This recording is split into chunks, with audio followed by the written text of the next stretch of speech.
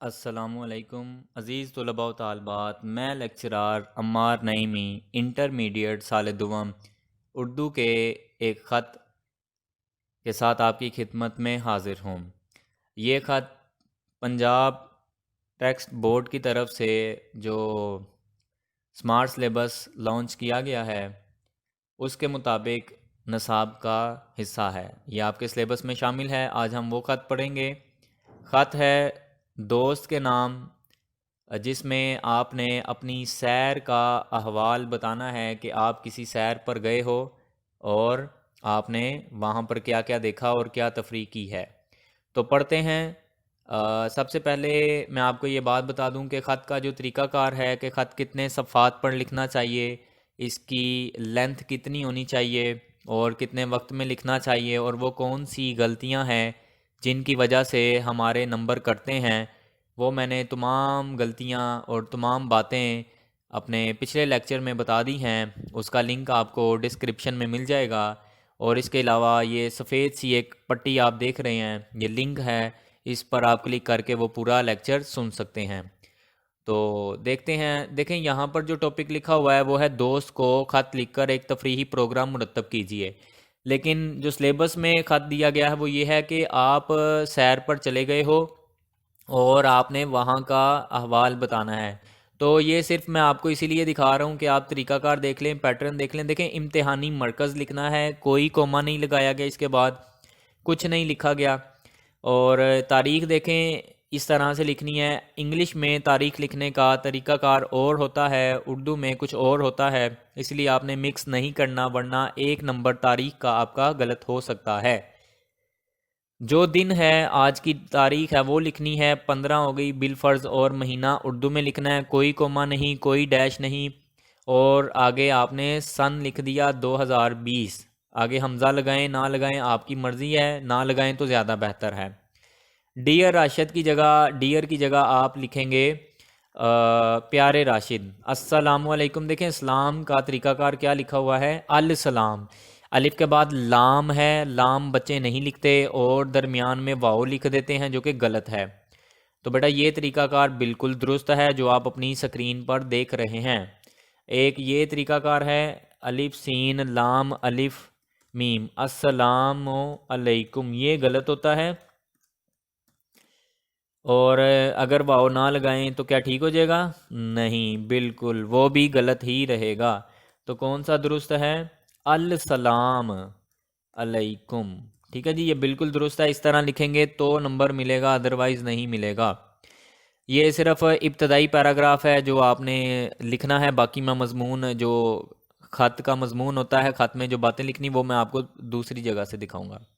ابتدائی باتیں یہاں سے نوٹ کرتے ہیں۔ امید ہے کہ آپ، یہاں پہ دوست کو آپ نہیں کہا جاتا، تم کہا جاتا ہے، تم خیریت سے ہوگے۔ یہ نون گنا زیادہ لگا ہے، اس کو آپ نے نہیں لکھنا۔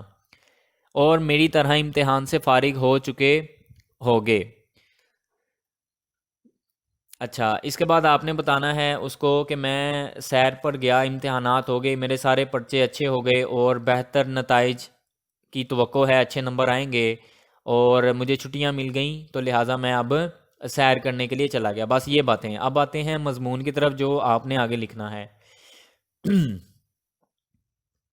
جی، تو یہ ہے۔ اب آپ نے شروع کرنا ہے اس طرح سے، تاریخی ورثے کسی بھی ملک کا سرمایہ ہوتے ہیں۔ یہ الفاظ اضافی لکھے گئے ہیں، کی 2 بار لکھا گیا، یہ غلط ہے۔ کا سرمایہ ہوتے ہیں۔ زندہ قومیں ہمیشہ اپنے تاریخی روایات کی حفاظت کرتی ہیں، وہ اپنے دانشوروں یعنی اپنے جو عقل مند قوم کے لوگ ہوتے ہیں کے کارناموں پر فخر کرتی ہیں۔ پاکستانی ثقافت ہر پہلو سے بھرپور ہے، مجھے پاکستان کی پوری ثقافت سے پیار ہے۔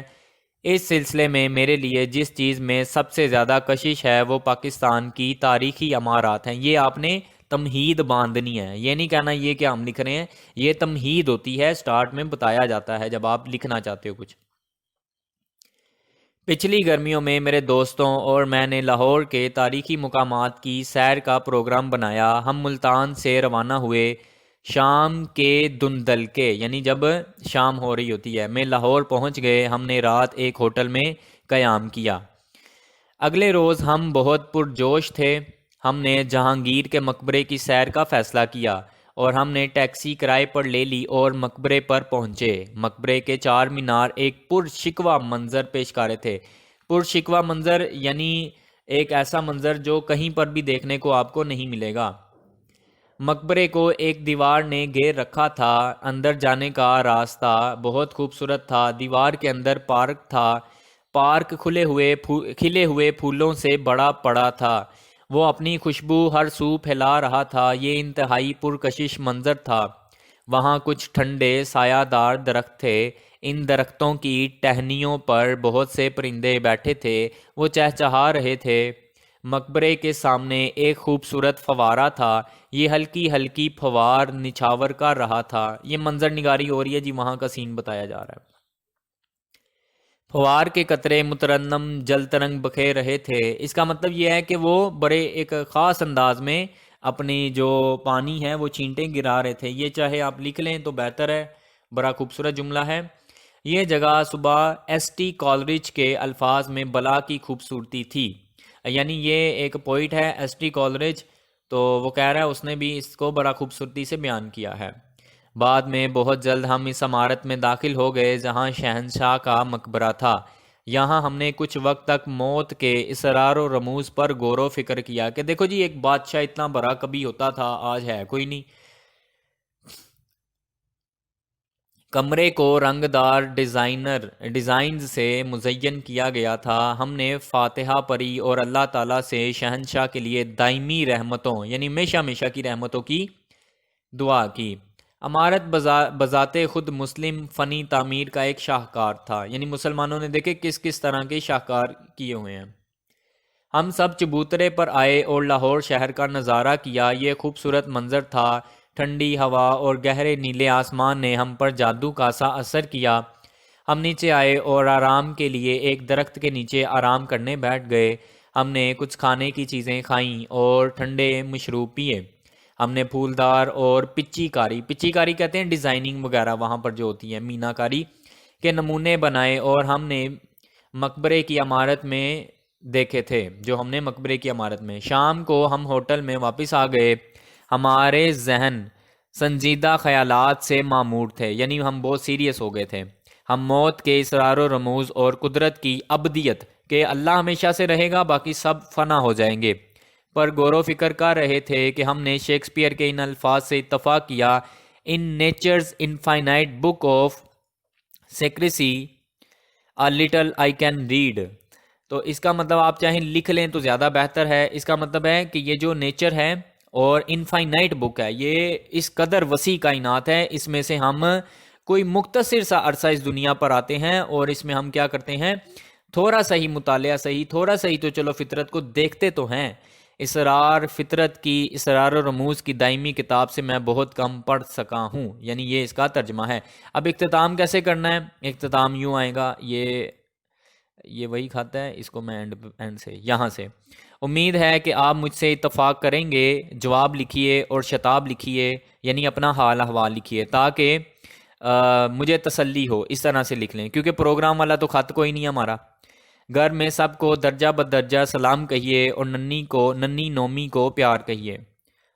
والسلام، دیکھیں والسلام کس طرح سے لکھا گیا ہے، وال سلام، یعنی واو الف لام ہے، اسی طرح سے لکھا جائے گا۔ تمہارا مخلص دوست، نام نہیں لکھنا، علی بجیم۔ تو ہمارا خط مکمل ہو گیا۔ خط آپ کو پسند آیا اپنے دوستوں کے ساتھ شیئر کریں، چینل سبسکرائب کریں اور لائک کریں۔ بہت شکریہ، خدا حافظ، اپنا خیال رکھیں۔ آج کے لیے اتنا ہی تھا۔